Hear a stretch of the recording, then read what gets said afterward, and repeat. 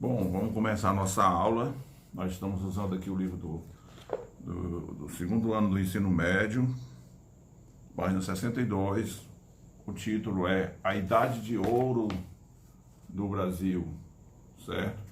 Infelizmente, o livro aborda muito a história do Brasil de forma a centralizar as discussões no eixo Rio-São Paulo, na região sudeste do Brasil, certo? E o nordeste do período colonial, Pernambuco e as suas capitanias anexas, quase não é explorado pelo livro. É um livro que é, de certa forma, limitado nesse aspecto, né? Escrito por intelectuais, por historiadores do Sudeste. Então ele se omite em muita coisa da nossa história, certo? Mas vamos para a temática aqui. Fala-se do nome do capítulo é A Idade de Ouro do Brasil, certo? Então, assim, ele vai abordar quando é que vai se dar o descobrimento do ouro, né, no estado, na colônia portuguesa. O descobrimento do ouro vai acarretar a ocupação de boa parte do território onde hoje é o Mato Grosso e a região sul do Brasil, certo? Então, a linha de Tordesilhas vai ser violada, vai ser ultrapassada aí muito, certo? E os portugueses, né, o rei de Portugal e tudo mais, eles vão negociar com a Espanha e traçar estratégia para preservar a colônia, né? Que a colônia só foi ameaçada em vários momentos, né, pelos holandeses, quando invadiram Pernambuco e passaram a dominar por quase 30 anos a capitania de Pernambuco e as suas anexas, certo? Estendendo o domínio holandês, né, da Nova Holanda até o Maranhão.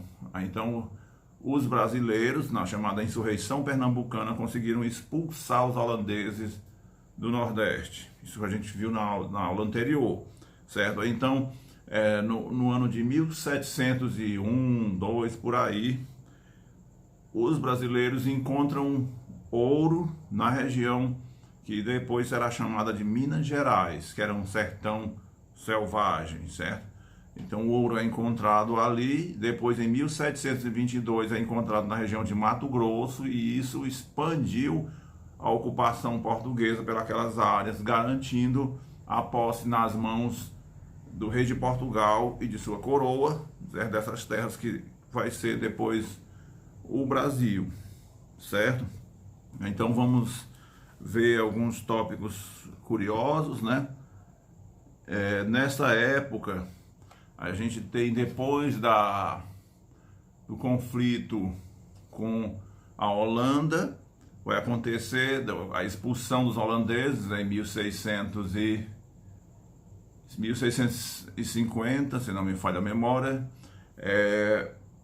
e por conta dos combates, né, a produção do açúcar, centrada em Pernambuco e nas suas capitanias anexas ou na Nova Holanda, essa produção do açúcar fica desorganizada, os engenhos são atacados nos conflitos por holandeses, por brasileiros e por índios e tal. O ambiente colonial na região do Nordeste estava muito caótico, né? Depois que ocorre a conquista do Nordeste pela Holanda, depois há uma reação dos brasileiros, né? Não são os portugueses vindo de Portugal, os brasileiros é que organizam, expulsam os holandeses e, ao invés de buscarem a sua autonomia, optam por voltarem à tutela do rei de Portugal, por continuar pertencendo a Portugal como colônia, certo? Não havia o sentimento nacional, isso é compreensível. Então, assim, por conta da insurreição pernambucana, que é o conflito dos brasileiros contra a ocupação holandesa, vai se formar, vai ocorrer a Guerra dos Bárbaros, certo? A Guerra dos Bárbaros, que vai eclodir nos estados de Pernambuco, Rio Grande do Norte, Paraíba, Piauí e Ceará, certo? Que são uma guerra contra os índios, contra vários índios, e vai acontecer também a guerra contra o Quilombo de Palmares, né? O Quilombo de Palmares, que eu vou voltar a esse assunto logo depois, certo? Assim, mas o livro privilegia a discussão a nível de Sudeste. Então ele vai falar das ruas de São Paulo que tem nome de bandeirantes, né? Atribuindo um pioneirismo a São Paulo que não era verdadeiro do ponto de vista do período colonial mesmo, né? A região do Nordeste era muito mais dinâmica e desenvolvida economicamente do que São Paulo, mas o livro privilegia São Paulo, como eu já falei, certo? Então, ele cita o nome de vários bandeirantes, né, que são chamados, certo? É um nome que é dado aos caçadores de índios. O que é uma bandeira? Um bando de homens, a maioria, alguns chefiados por mamelucos, por mestiços, por brancos, por portugueses, mas já nascidos no Brasil, né? Por isso eles chamavam de mamelucos, e tropas de índios. Índios, essas tropas que eram chamadas de bandeiras. Por que bandeiras? Porque eles usavam uma bandeira de um santo, né? São Francisco, Santo Antônio, Nossa Senhora, São Paulo, São José.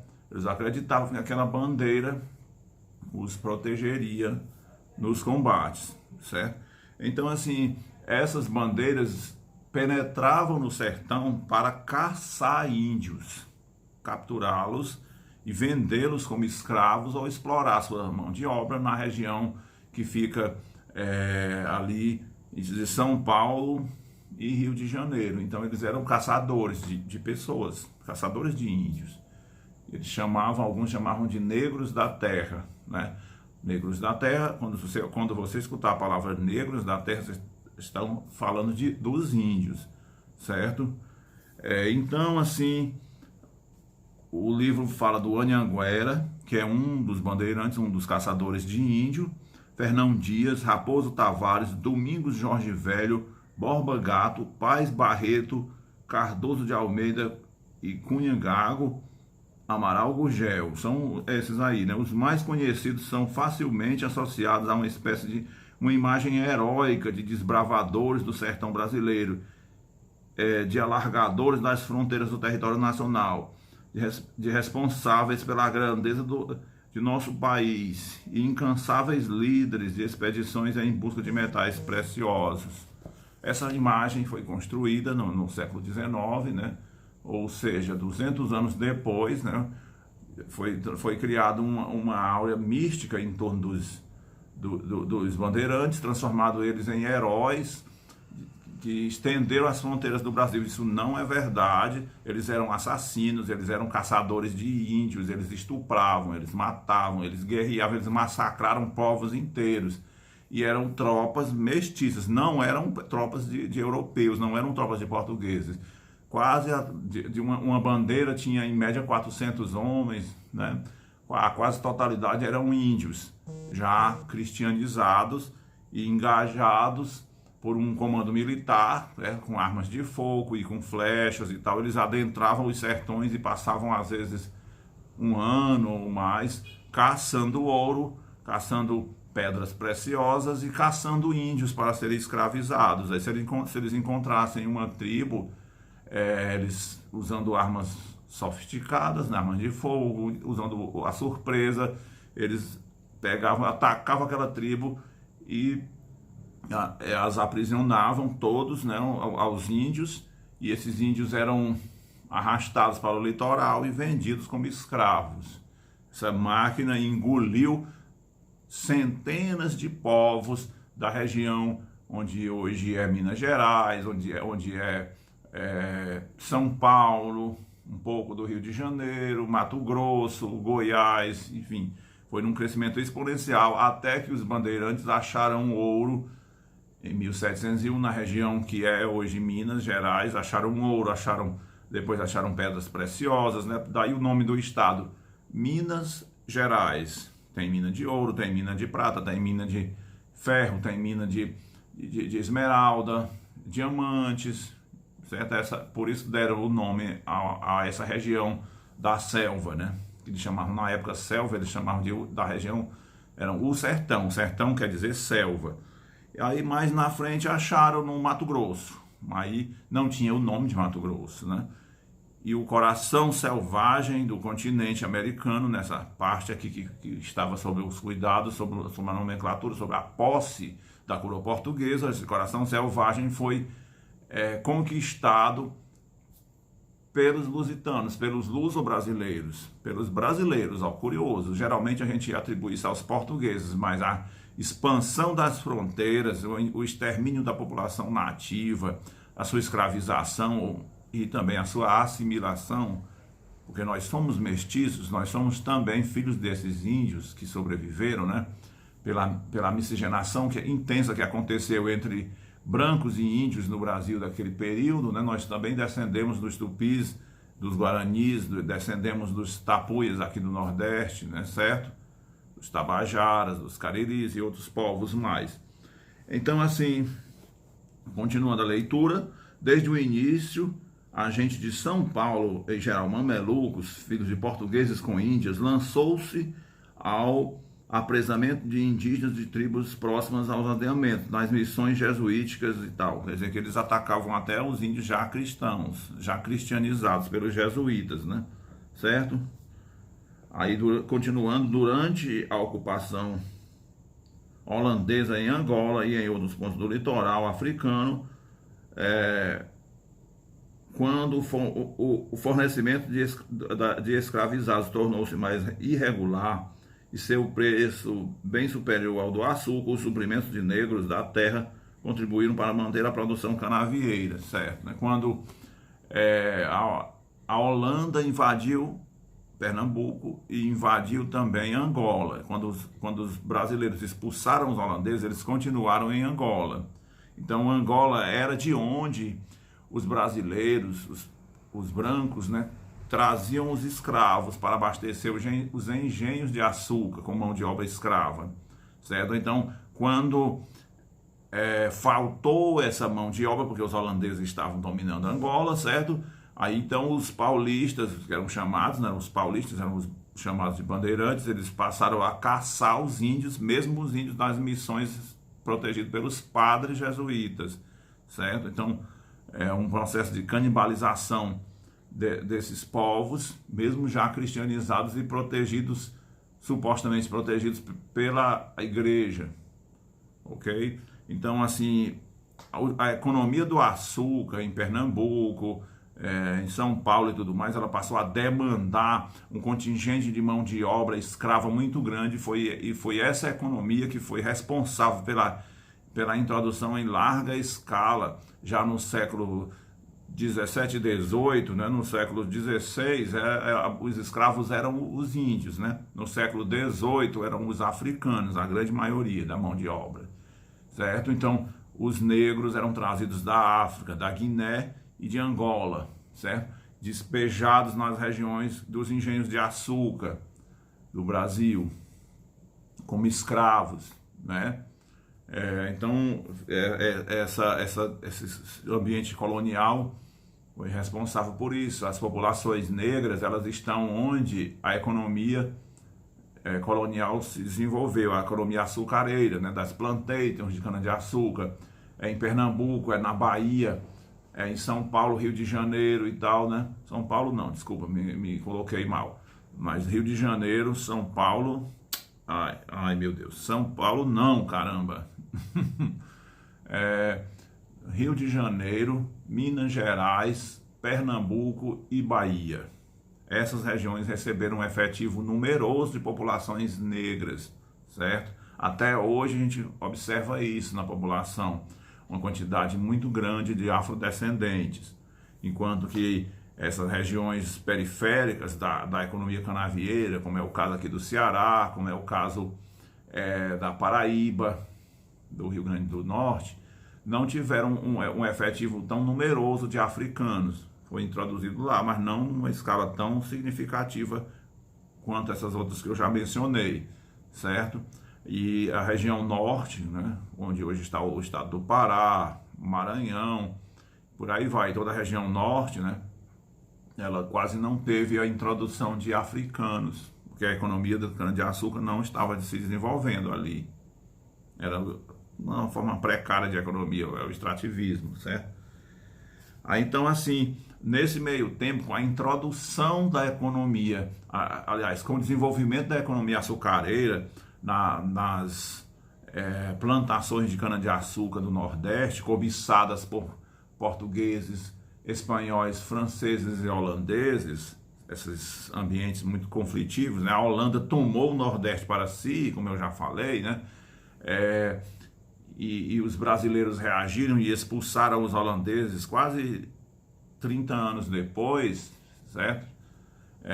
Essa região conflitiva toda aconteceu assim nessa guerra, muitos escravos conseguirem fugir dos engenhos, certo? E eles formavam uma coisa que a gente conhece como quilombos. O que é um quilombo?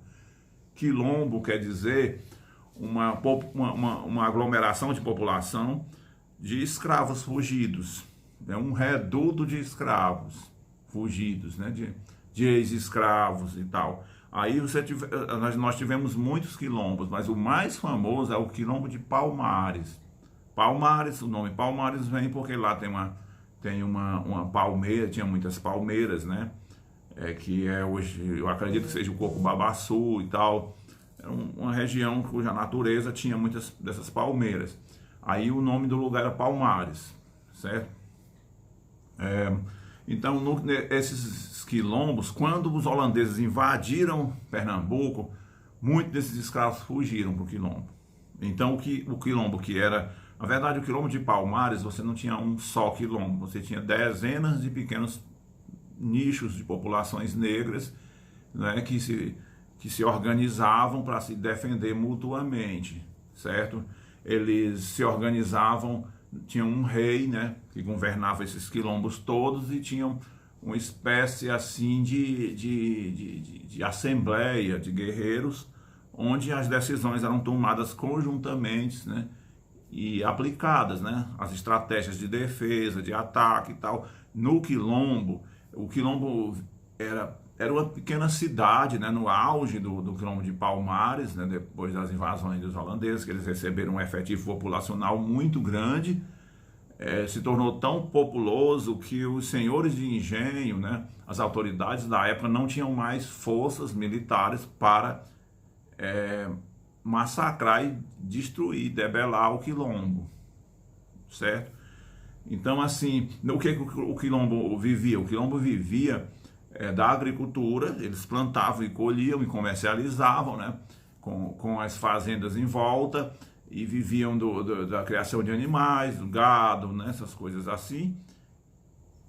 E também eles praticavam trocas, né, com as populações brasileiras da região de lá próximo, né, Palmares fica na fronteira entre Pernambuco e fica em Alagoas hoje, mas naquela época não existia o estado de Alagoas, certo?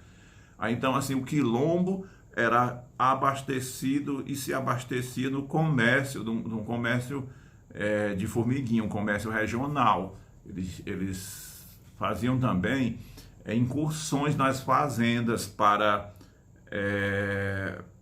ter acesso a armas. Eles assaltavam fazendas para roubar armas, para roubar enxadas, ferramentas de trabalho e principalmente para roubar mulheres, porque a mulher africana, né, a quantidade era desproporcional. A maioria dos escravos nos engenhos eram homens. Os engenhos eram abarrotados de homens, porque eram escravos dedicados, comprados, adquiridos para o trabalho braçal, o trabalho na lavoura, o trabalho pesado na lavoura, e assim traziam mulheres, mas em menor proporção. Então havia uma disparidade muito grande entre os africanos, do sexo masculino e o sexo feminino.